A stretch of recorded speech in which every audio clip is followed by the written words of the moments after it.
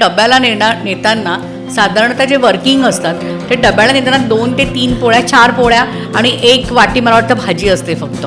एवढाच लंच असलेल्यांचे सुद्धा वजन वाढतं.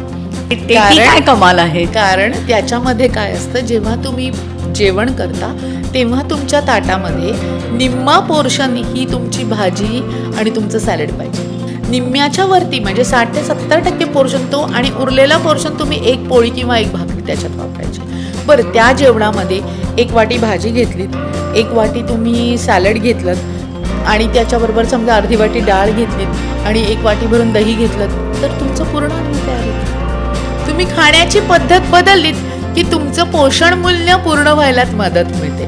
कारण त्या 1 वाटी भाजीत साधारण 3 ते 4 ग्राम प्रोटीन मिळतं.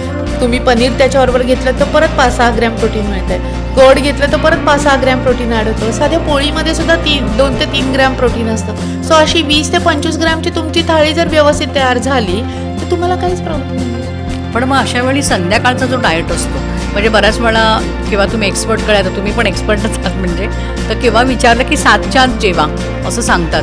माणसं 6 वाजता ऑफिसमध्ये निघतात. मुंबई पुण्यासारख्या ठिकाणी किंवा अजून इतर ठिकाणी बरेच अंतर असतो ऑफिस ते घर, येईपर्यंत 8-8:30 काही जणांना होऊ शकतात.